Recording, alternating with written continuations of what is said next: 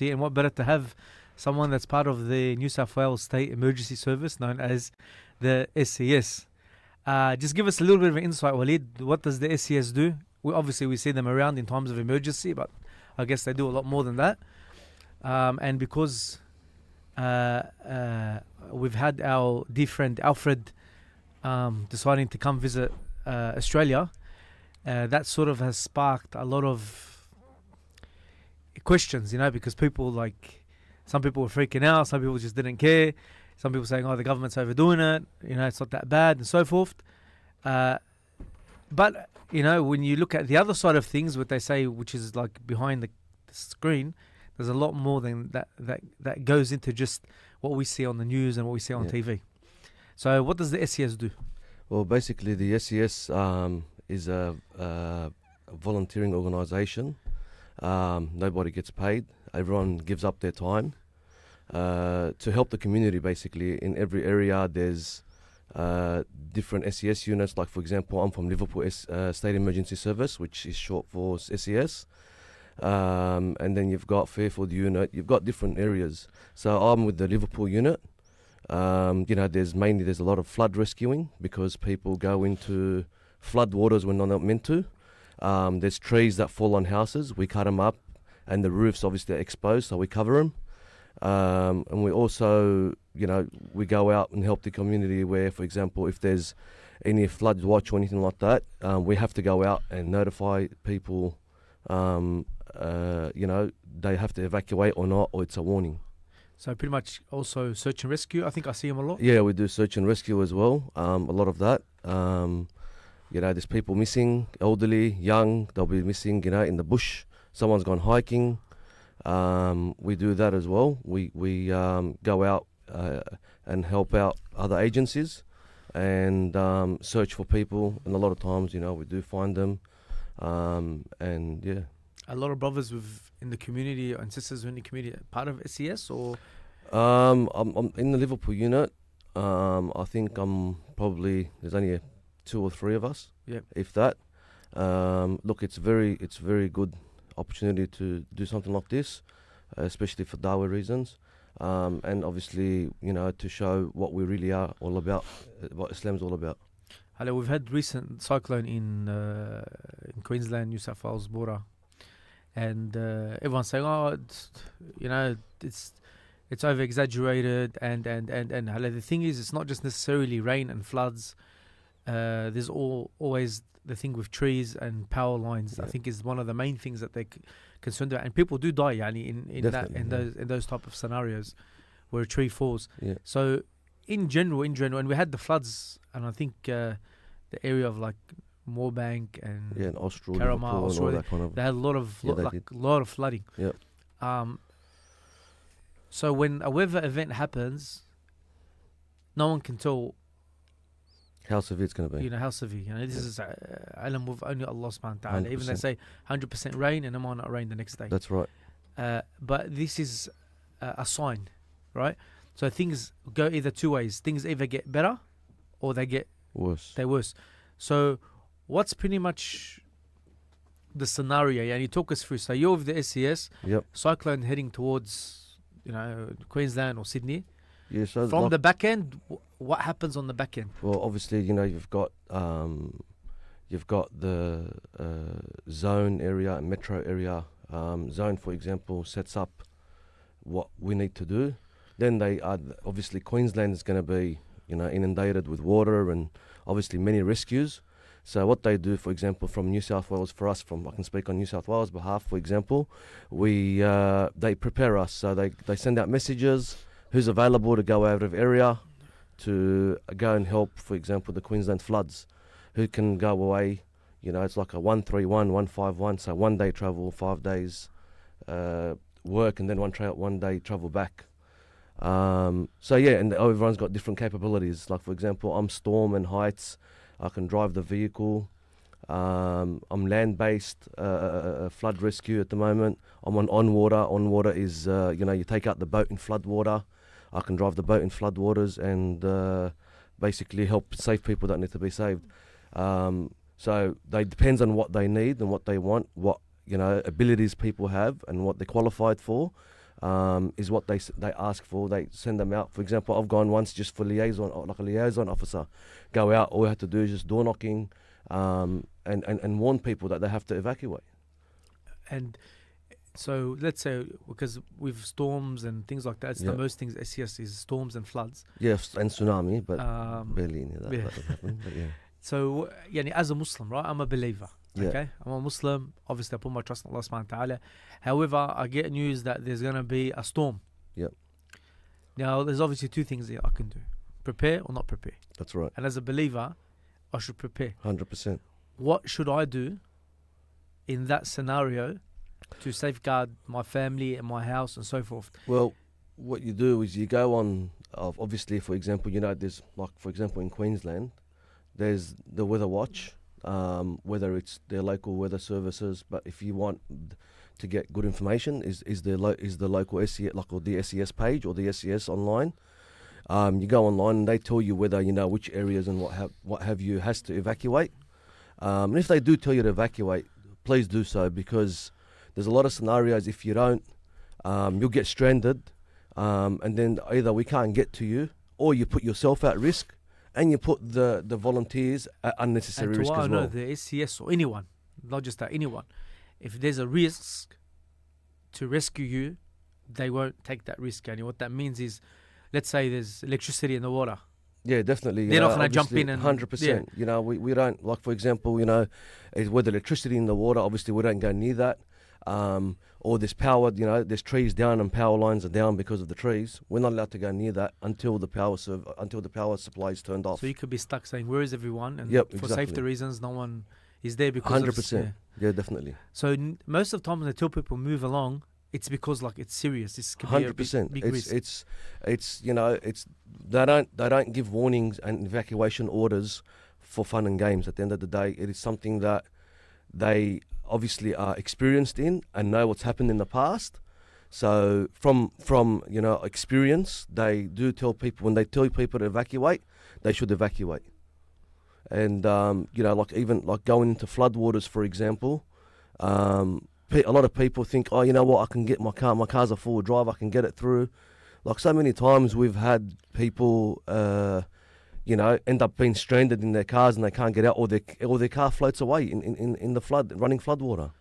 We do hear, subhanAllah, that people, they thought to themselves, I can just drive through it. Yeah. I've got a four-wheel drive. But you don't know what's under you. That's the 100%. Like, there's debris, there could be a lot of debris, and even floodwater, people drive through it or even walk through it. Like, it's not a nice, it could be, when the water's flooded on the road, there's sewage systems over the road as well.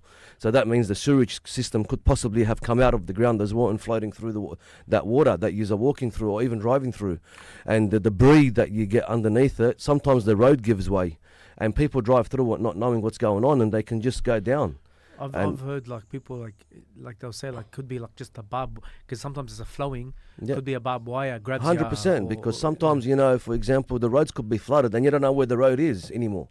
The road is flooded that high. You think you're driving on the road and you veer off and you might go into a barbed wire fence, or you might go into a ditch. And obviously when something that you don't expect to happen happens, then you start to panic and things go. Would you say a lot of people die after a storm? Like, there are a lot of people percentages that die because obviously after a storm, that's when sometimes you got floods and the sun's out. This is from 3-4 days of rain. Floods don't go away straight away. Of course, it's something like, you got flash flooding that happens when it rains severely, but then you've got flooding, for example. We went up to Forbes, I think it's called Forbes, Warren. It's an area called Warren, up Dubbo way, just past Dubbo there. We were there. It wasn't raining. It hasn't been raining for a while. But we were going through when we got there, the day we got there was no water at this certain road that we're on. Then the next day we had to drive back towards Dubbo.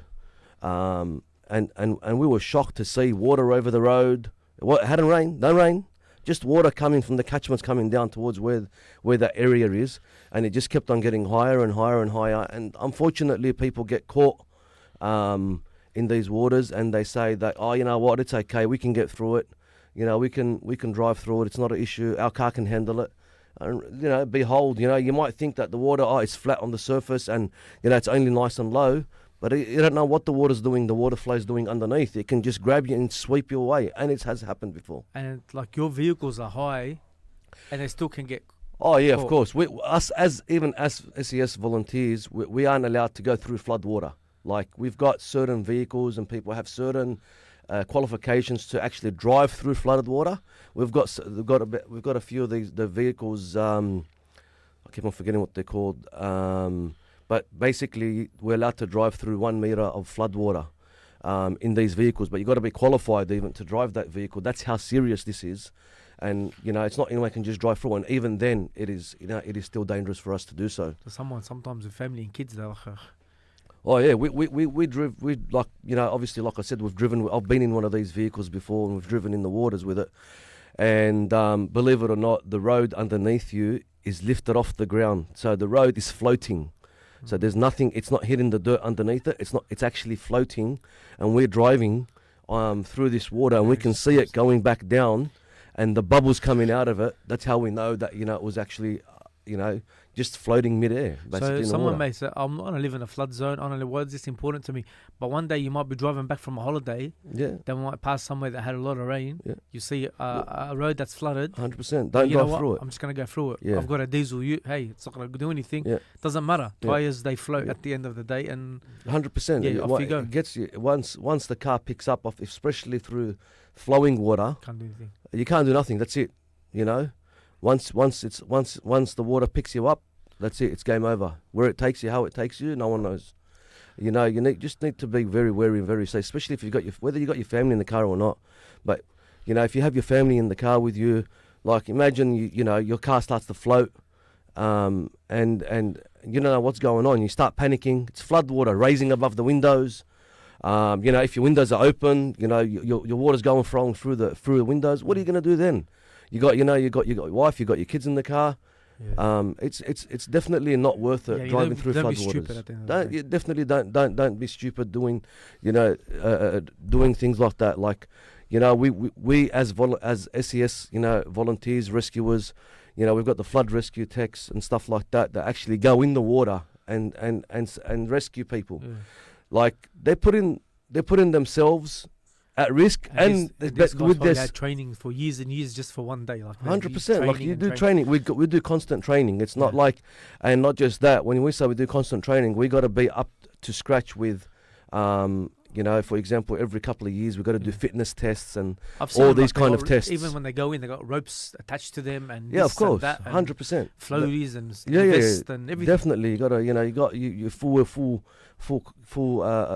got your vest, you got your like scuba diving thing, like you full set up to jump in the water to save people. But at the end of the day, they also have families to go back to.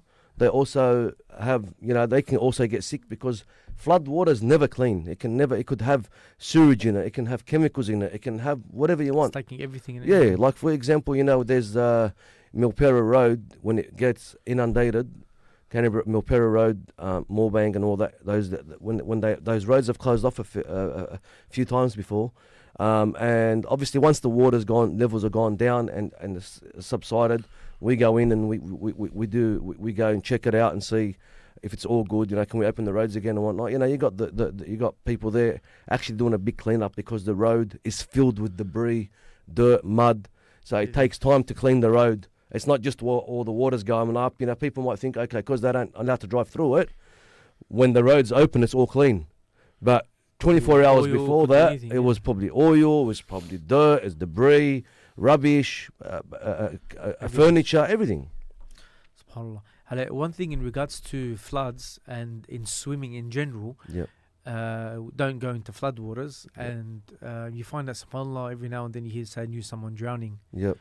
What reason I say that is because flood waters are dangerous, right? Very dangerous. They look dangerous, but sometimes people, they look at the ocean or a river with that's got a very quick current. That mimics the same thing as flood waters. What I mean is that don't jump in and just think everything will be all right. 100%. You know what I mean? Any type of water that's not stable, anything that you're not familiar with. You don't know the depth of it. Definitely. Currents play a big role. don't take the risk, Yani. Don't take the risk of that. 100%. Like, it's not worth it, you know. If it's flooded, forget it, you know. Just go around. Take the route. Takes you extra 20 minutes. Let it take you half an hour. Let it take you an hour.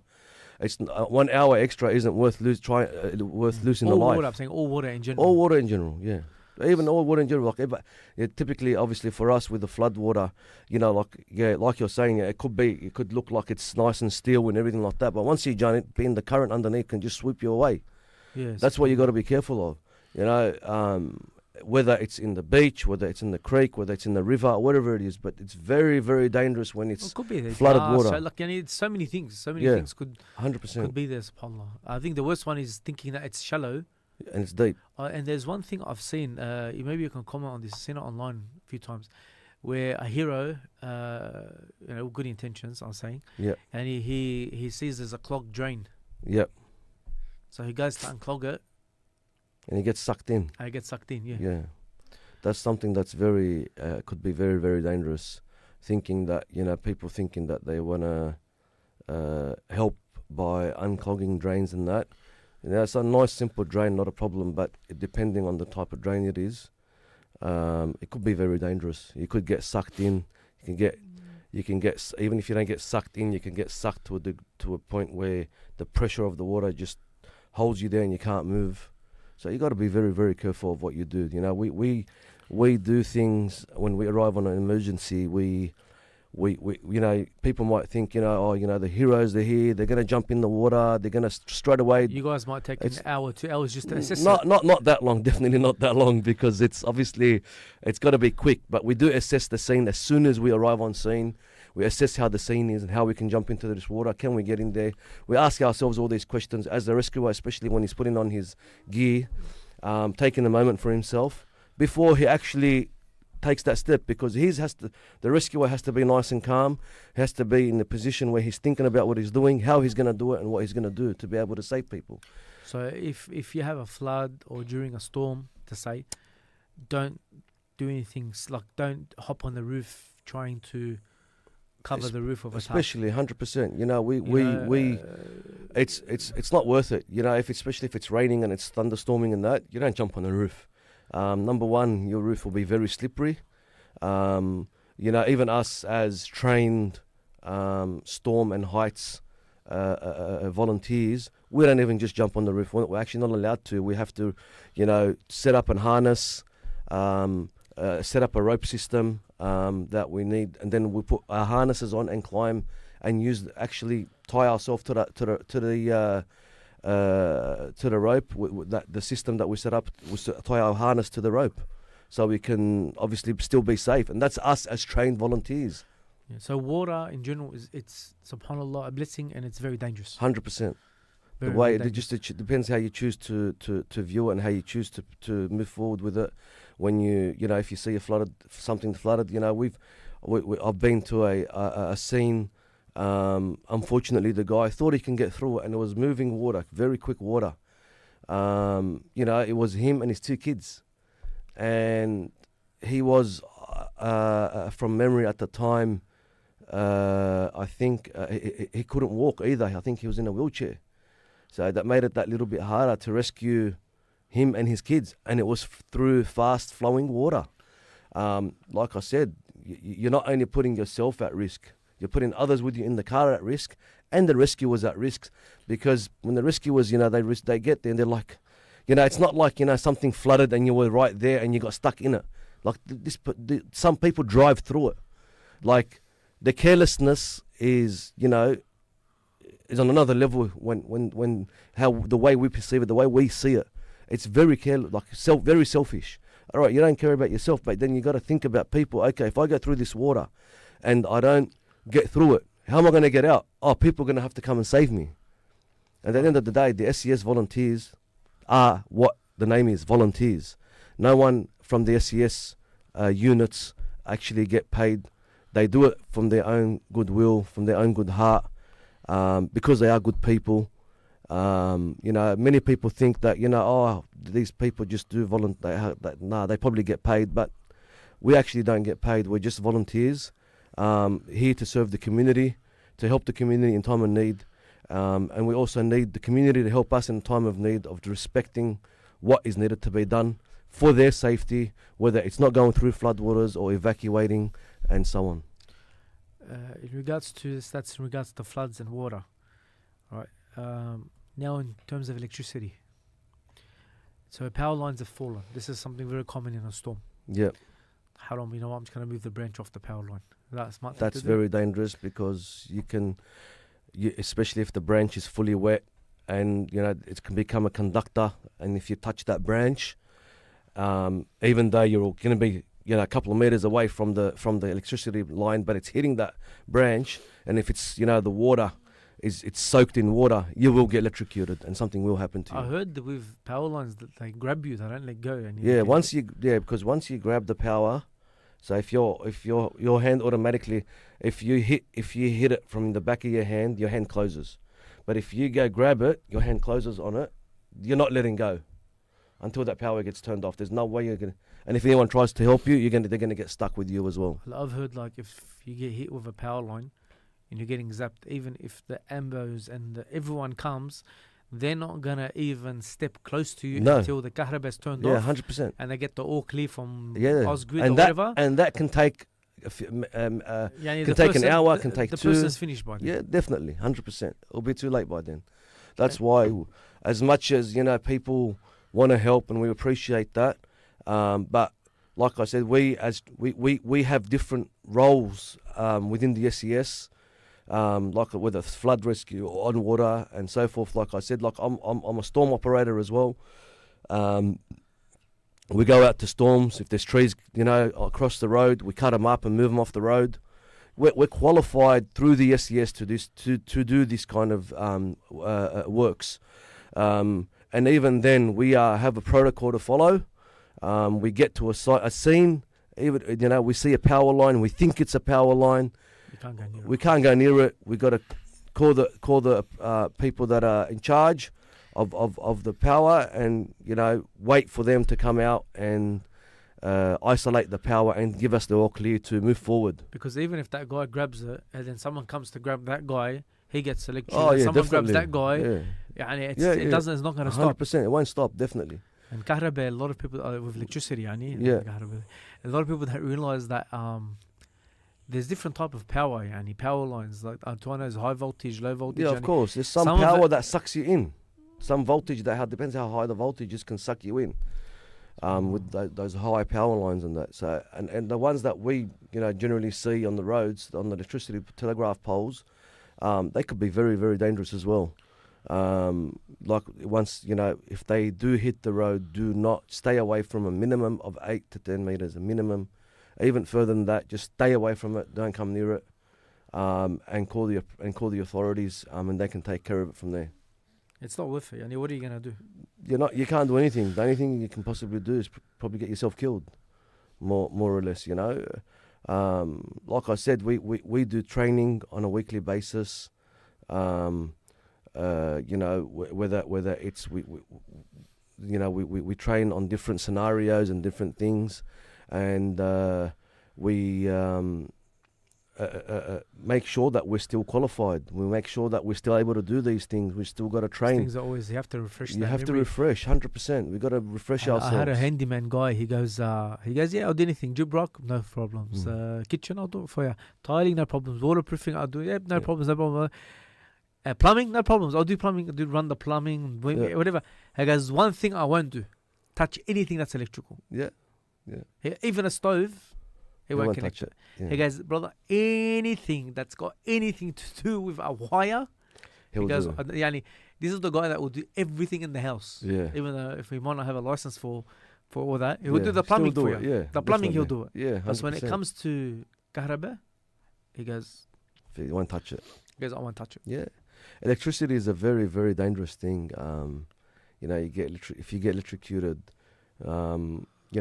best case scenario, obviously you come out and there's nothing wrong, but a lot of times people get electrocuted and they have lasting effects. If you touch electricity, or if you just touch the water that the electricity line's in, forget it, you'd get electrocuted. So please just stay away from flooded waters. and just call the authorities that needed to be called to diffuse the situation. Yeah, and I think the other thing too is a lot of people don't realize with trees, that's one thing. That's a massive thing with trees falling Yeah, that's very, very on people's dangerous. houses. And surprisingly, a lot of people say, oh man, the damn council, they didn't let me cut down that tree. Yeah, Well, the thing is, that tree, the broken tree, tufrut into pieces when the wind hits it. Yani the branch falls, yeah, other branches fall, it comes in like little yeah, pieces.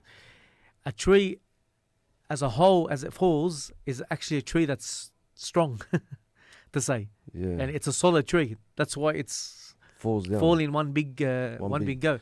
They call these, in the terminology of like I think law or insurance or whatever, they call them act of God. So if Yeah. a tree falls, like we had this experience at a caravan park where a tree fell Yeah. on someone's caravan, Okay. and they went to the caravan park to say what's going on. They go, we're not liable. They said why? He goes, oh, it's called the act of God, and this is something not in our In our hands. Yeah. You know what I mean? A Yeah. tree falls, we've got no control. Yeah. And in a way, that's sort of true. Yani you can't sit there blaming. If a tree falls, the qaddar Allah. Yani Yeah, this definitely. is, yani only if the tree is leaning about to break it, something. From- But yeah, we're talking about 100%. a tree, a strong, healthy tree. falling, Rooted tree, yeah. In the floor. which is more than possible. yeah. So if you are in a storm and you do live next to a big tree and it is looking like it's not good, Do something about it. Don't wait until it falls. evacuate. Don't wait until it falls. If you see a tree that's not healthy, do something about it. Yes, the SES are there to help and to volunteer, but we are not there to replace the arborists and replace Can you trim? your Can you gutter prune this? Can you cleaners do the hedges and- for me? and you know we're there to help. Yes, we are there to help in the time of need, but please, you know, if you have your gutters that are full of leaves, know that your house, the water's going to back into your eaves and possibly back into your house. And these days, the newer houses don't have an eave; they just basically the water gutter goes is straight to the right; house. it goes straight into the house. So just make sure, you know, on a yearly basis, you check your gutters, make sure they're clean, make sure there's no leaves in them. Get someone to do it if you can't, and help. You know, obviously the SES be where they're actually supposed to be. You know, doing rescues and cutting up trees and that are fallen on the roads and what is, you know, is necessary. Don't get me wrong, we are there to help the community as best as we can, but it'll help us that little bit if your gutters are clean. You know, that way we don't have to come to you because I've over flooded Do you clean gutters. gutters too? Sorry, Do you clean gutters? me? No, we don't clean gutters. Yeah, phone calls tomorrow. we I've we got do a what bit of we an issue. can. Can you fix the gutters? But also gutters fire, I think, is another thing too. Yeah, with gutters, with leaves and stuff, fire becomes an Yeah, issue fire's too. a different department. We just actually do water floods. you don't and do stuff. fire? We've got nothing to Nothing do to with. do Yeah, Subhanallah. yeah. In regards to general day-to-day SES stuff, Yeah. you mentioned. The reason I smile when I say this is because I'm one day I'm waiting to see someone I know as missing while hiking. Okay. Inshallah never happens. Because a lot of times we think to ourselves, it's fine, you know what, it's been known that if you're walking, hiking, you're not knowing where you're going, Yeah, you actually don't walk in a straight line. 100%. Naturally, you actually do like one big like oval or circle, or you sort of just zigzag all over the place while you're thinking You're going straight. that you're going straight because the sun moves and you're always thinking, oh, I'm heading in that direction. Yeah, so I move with the sun. Yeah, sort of thing. Or whatever you sort it of may get be. confused because there's a rock there you have to go around Yeah, and add a little bit of degrees every couple of minutes and you're It's completely in gone. a different direction. A lot of people are into hiking, into bushwalking. What do you advise these brothers? Because you know there has been some brothers take recently precautions. that has been found in the Blue Mountains, but yeah, precautions. You gotta, you know, there's things like EPIRBs, like you got these GPS devices that you can take with you. That would help if you get lost. Take maps, take compasses with you. Don't go by yourself. You don't know what can happen. That's, you know, have someone with you. Yeah. Go on known routes. Go on that known have routes. certain Don't- path don't- signs. Don't go on unknown routes. You know, there's plenty of hiking routes, whether it's the Blue Mountains or wherever it is you may be. You don't need to go deep into a bushland and get lost, and then have rescue personnel come and try and find you. Subhanallah.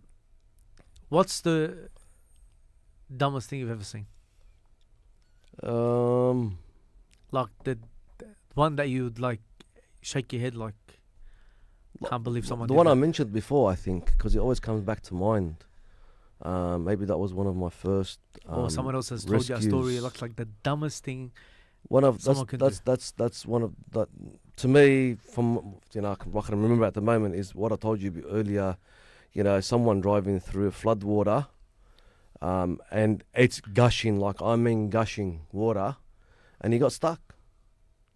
And he had 2 kids in the car. It's not just dumb. It's it's stupid. It's very scary. People in general driving through floodwaters is the dumbest thing you can ever do. It is so dangerous. You don't know how dangerous it is until you actually drive into it and get stuck. And recently there was a brother that drove on the beach. Hey? There was a brother that drove on the beach. Yeah. Drove his 4-wheel drive on the beach. Okay. It was on the news. I don't know if you saw it. No, I didn't see it. In Melbourne, I think he decided to just on a normal beach. Oh yeah, and he went into the water or I something. went into It's the a water hire car. and it sank. It was a hire car or And it something as sank well. Yes. Subhanallah. And you don't even do that. And you don't think that 100%. Like, look. It's like I said. It could be fun and games until it isn't. There was a story of a guy that parked his car on a beach, and he said because his car was high, or he'll sleep under his car because protection or whatever. Yeah. So he put out his his sleeping bag. He slept under the car. What he didn't realize is this: as the sand was soft and the water kept on coming a bit closer, Kept on sinking. right? The car kept on sinking. He didn't realize, right? Slowly as it's coming down until the car was on top of Basically him. couldn't get out. Apparently mad, yeah. Apparently ended up being crushed by the car. And when they tried to rescue, like they found his car, they couldn't find him. Until they moved the car. Until they moved the car, they realized that he was there. He was on the car. So, Subhanallah. and he just be cautious of water. Very, very cautious. Water is very cautious. It's unforgivable. When you're in a situation, you get caught in a scary situation, and you start panicking. The water doesn't care. It's unforgivable, mate. It just keeps on going. In regards to fishing, we have a lot of fishing experiences. Yeah, we do. Good ones, bad ones too. Yeah, a lot of good ones. We hear a lot of people, subhanAllah, they lose their lives fishing. 100%. And sometimes it could be in calm waters. Sometimes it could be Could in be anything. in all Could be different water. scenarios. Like it could be, when you go and fishing, the water can be nice and calm, and all of a sudden it turns. That's the exact same thing with flood water.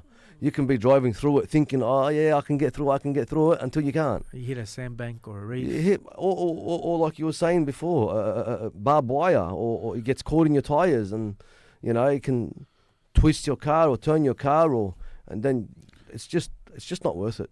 I did meet a guy. He looks after his brother. He's a quadriplegic from the neck down. Yeah. And I saw what happened. He goes, "Go over to your brother." He goes, in a car accident, and do you remember old Alfred's Point Road on the way to Illawong? Yeah. Remember they used to put, before they made it wider, they used to put The cones. The cones. Yes. They used to So, change them every yeah. single day, or every So, single morning and the afternoon. lanes. One of those cones fell, right? And they were big. I don't know if you remember. Yeah, They were big yeah. ones. They fell, and the car in front swerved out of the way. When you're going fast and the car moves out of the way, you can't really. There's you no haven't- time for reaction. So he went over that cone, and apparently it jammed his steering, went into his steering or whatever, and it just swerved his car straight into the wall. Crashed him straight into the wall. Wow. Like it was just like Subhanallah. instant. You know what I mean? Yeah. And it was jammed in his Steering steering column. column and that. And And steering rack. subhanAllah, he ended up all from a cone on the road. And this is why the Prophet ﷺ, Sallallahu he said, alaihi I saw wasallam. a man entering Jannah, paradise, because he moved a branch from a road. A branch. He moved it out of Subhanallah. the way that was causing difficulties For the people on the for road. the people. and he entered Jannah because of that.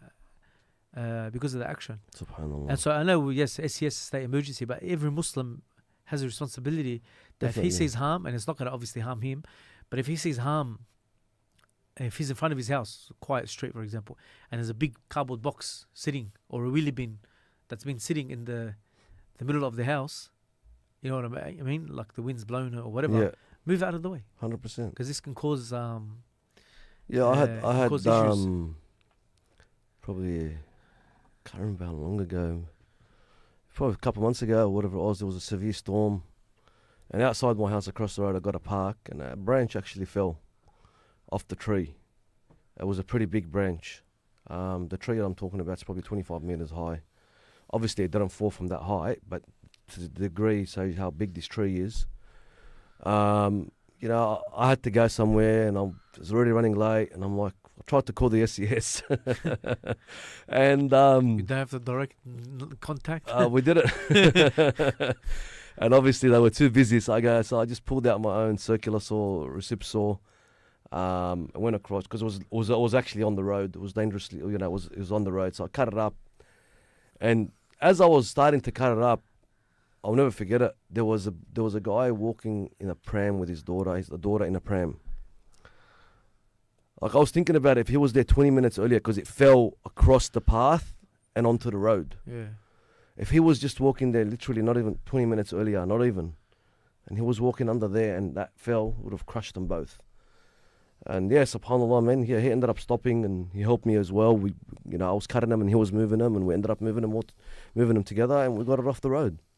But that was obviously a clear sign. There was no power lines down, no nothing. There was just a branch that was leaning on the road, and obviously I done what I thought I had to do, and moved it off the road. So in general, Muslim says harm. Move it if it's safe. Yeah. Not obviously, don't go. Nothing got to do with flood water, or if any power lines are down. Anything dangerous, stay away from it. Obviously, you see a branch on the road, you can move it off the road safely. Do so, but other than that, if you think you can't, just call the authorities, and they can take it from there.